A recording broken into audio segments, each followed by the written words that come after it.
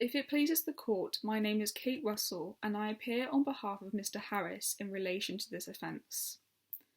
In my plea of mitigation, I will assist the court in the categorisation of this offence, as well as the aggravating and mitigating factors, before moving on to the personal mitigation of Mr. Harris. It will be my primary submission that the court can take an exceptional course in this case by following the recommendations of the pre-sentence report. The pre-sentence report recommends a community order as well as an unpaid work requirement. However, if the court takes the view that a custodial sentence is inevitable, I will ask the court to take into account the points that I will make in encouraging the suspension of that custodial sentence. In relation to the category of this offence, I refer to the sentencing guidelines of robbery, which can be found in Supplement 1 of Blackstone's Criminal Practice at page 1173. This offence should be placed into Category C for lesser culpability. This is because no weapon was used in the commission of this offence, which automatically excludes it from Categories A and B. There was also minimal use of threat or force in the commission of this offence. Secondly, this offence should be placed into Category 2 for harm. The physical and psychological effect on the victim, Mr. Blake, cannot be minimised or trivialised in this mitigation, and it cannot be said that it was either serious or minimal, and therefore Category 2 is the most appropriate category for harm. Moving on to the sentence for this offence, on page 1174. The starting point for this offence should be 2 years, with the category range being between 1 to 4 years, which is within the jurisdiction of this court. I remind the court that Mr. Harris may be entitled up to 1/4 credit of his sentence due to his guilty plea.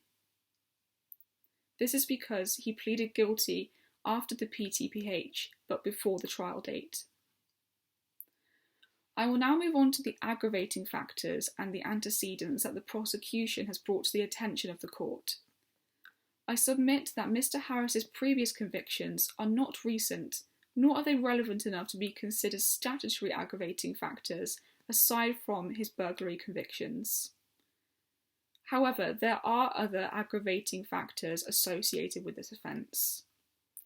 The offence was committed while Mr. Harris was under the influence of alcohol and drugs, namely cannabis. The robbery also took place at night and when Mr. Blake, the victim, was in a vulnerable state due to his intoxication. I will now move on to the mitigating features of this offence. Firstly, there's a distinct lack of planning. This was clearly a spur-of-the-moment offence which took place as soon as Mr. Harris saw Mr. Blake walking by. Secondly, Mr. Harris played a rather minor role in this offence compared to the other individuals involved. Mr. Harris simply went along with what was happening. He didn't gain any money or other valuables from the offence, neither did he use threats or force like the other individuals did. Finally, and most importantly, Mr. Harris has shown deep remorse to Mr. Blake. Mr. Harris has acknowledged that he should have pleaded guilty at the first opportunity. He has also acknowledged that he knew what was happening at the time of the offence and that he knew it was wrong. He's therefore expressed deep regret to Mr. Blake and the commission of the offence. I will now move on to Mr. Harris's personal mitigation. If I could invite the court to look at paragraph 3.4 of the pre-sentence report. Here it states that Mr. Harris is currently undertaking voluntary work with the Ground Force project in Bristol, and this has motivated him to find employment of a similar nature in the near future. Additionally, Mr. Harris is going back to Hanham College in the next academic year to complete his GCSEs, with a view to undertake part-time work on the weekends. In paragraph 3.5 of the pre-sentence report, it states that Mr. Harris now has a permanent residence with his mother, whereas previously he had been sleeping rough and he had no fixed abode. In paragraph 3.7 of the pre-sentence report, it states that Mr. Harris has cut ties with old drug-using associates in his attempts to become clean from drug and alcohol abuse. And finally, in paragraph 3.9 of the pre-sentence report, it states that Mr. Harris has been free from drugs and alcohol for over 4 months.